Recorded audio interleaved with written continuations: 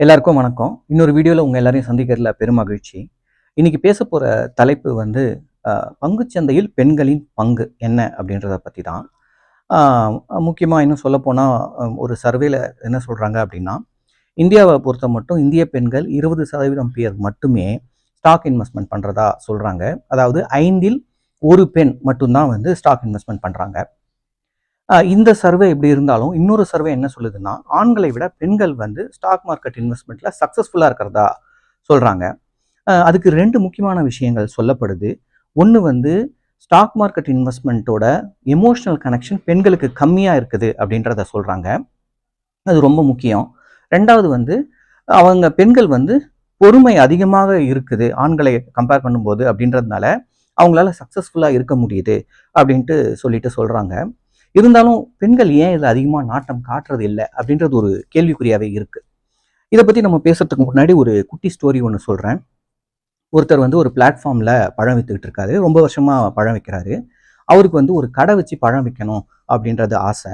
அதனால் அவர் என்ன பண்ணுறாரு, பேங்க்குக்கு போயிட்டு லோன் கேட்குறாரு. பல மாதங்களாக போய் சுற்றுறாரு.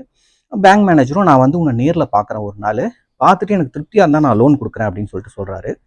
பேங்க் மேனேஜரும் வராரு. இங்கே வந்து பார்க்கும்போது பிளாட்ஃபார்ம் வச்சு விற்றுக்கிட்டு இருக்காரு. சரிப்பா, இதை தவிர உனக்கு வேறு என்னப்பா இருக்குது அப்படின்னு சொல்லி கேட்குறாரு. இல்லை, எனக்குன்னு ஒன்றும் கிடையாது, இங்கே வருவேன், இந்த பொட்டியை மேலே உட்காருவேன், பழத்தை வைப்பேன், போயிடுவேன், அவ்வளோதான் அப்படின்னு சொல்லி சொல்கிறாரு. எவ்வளோ வருஷமாக இதை பண்ணுறேன்னு கேட்குற. 10 வருஷமாக பண்ணிக்கிட்டு இருக்கேன் அப்படின்னு சொல்கிறாரு. அப்போ அந்த பொட்டி யாருதுப்பா, அது உள்ளே என்ன இருக்குன்னு தெரியுமான்னு சொல்லி கேட்குறாரு. இது என் பொட்டி வந்து என் தாத்தா, இது அவர் இறக்கும்போது எனக்கு கொடுத்துட்டு போனார், இது பழைய மரப்பொட்டி, இதை வச்சு நான் என்ன பண்ணுறதுன்னு தெரில, அதனால் எடுத்து வந்து போட்டு அது மேலே உட்காந்து பழம் விற்றுக்கிட்டு இருக்கேன் அப்படின்னு சொல்கிறாரு. இதை கேட்டுட்டு மேனேஜர் போயிடுறாரு. போனதுக்கப்புறமா இவருக்குள்ளே ஒரு கேள்வி வருது. இந்த பொட்டியில் அப்போ என்ன தான் இருக்குது, திறந்து தான் பார்ப்போமேன்னு சொல்லி திறந்து பார்க்கும்போது அது உள்ள நிறைய வைர நகைகள், தங்க நகைகள் இருக்குது. அதாவது அவங்க தாத்தா விட்டு சென்ற நகைகள்லாம் அதில் இருக்குது. இது வந்து முன்னாடியே அந்த தேடலோ இல்லை அந்த கேள்வியோ அவருக்குள்ளே இருந்திருந்ததுன்னா அதை விற்றுட்டு அவர் சொந்தமாக கடையை எத்தனை வருஷத்துக்கு முன்னாடியே வச்சிருப்பாரு.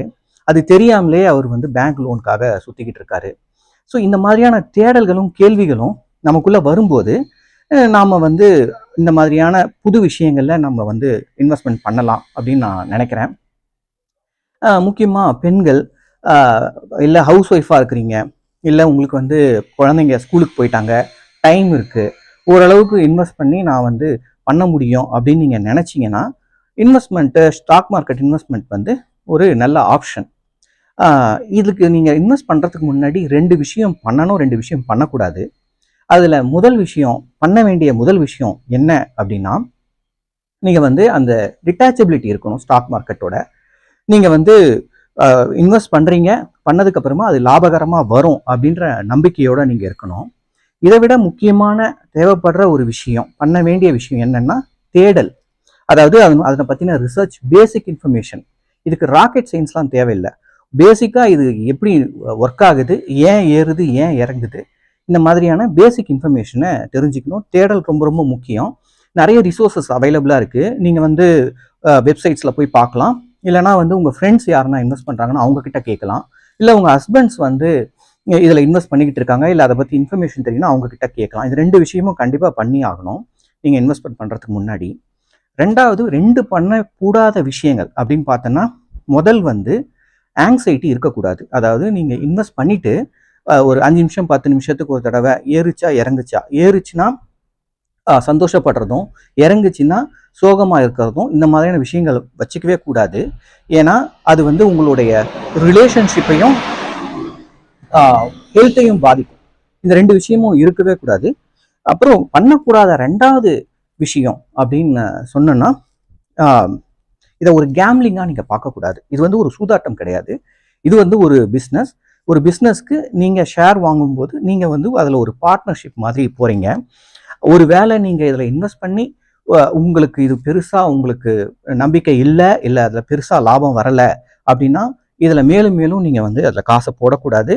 இல்லை இன்னும் நல்லா ரிசர்ச் பண்ணிவிட்டு அதுக்கப்புறமா நீங்கள் இன்வெஸ்ட்மெண்ட்டை ஸ்டார்ட் பண்ணணும். இது 2 விஷயமும் கண்டிப்பாக நீங்கள் பண்ணக்கூடாத விஷயங்கள். நான் முதல்ல இன்வெஸ்ட்மெண்ட்டை ஸ்டார்ட் பண்ண ஆரம்பித்த போது, இல்லை நான் அதை பற்றி யோசிச்சுட்டு இருக்கும்போது, ஒரு புக்கை படித்ததுக்கு அப்புறமா தான் எனக்கு நம்பிக்கை வந்து நான் வந்து ஸ்டார்ட் பண்ணேன். அந்த புக்குடைய பேர் வந்து learn to earn by Peter Lynch. இது வந்து ரொம்ப ரொம்ப நல்ல புக்கு.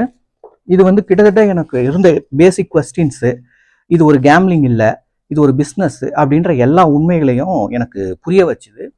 இந்த புக்கு தமிழில் இல்லை, ஆனால் இந்த மாதிரி நான் நிறைய புக்கு வந்து தமிழில் இருக்குது. அதில் இன்னொரு புக்கை நான் சஜஸ்ட் பண்ணுறது சைக்காலஜி ஆஃப் மணி, அது தமிழில் இருக்குன்னு நினைக்கிறேன். அந்த புக்கை கூட நீங்கள் பேசிக்ஸ் வந்து படிக்கலாம். ஆனால் புக்கை படித்து மட்டும்தான் இதை தெரிஞ்சுக்கணுன்ற அவசியம் இல்லை, நான் ஜஸ்ட் ரெக்கமெண்ட் பண்ணுறேன். ஆனால் இதுக்கு ரிசோர்ஸஸ் நிறைய அவைலபிளாக இருக்குது. பேசிக்கான விஷயங்களை கற்றுக்கிட்டு நீங்கள் இதை ஸ்டார்ட் பண்ணுங்கள். நான் இதனுடைய ஃபாலோயிங் இன்னொரு வீடியோ போடுறேன்.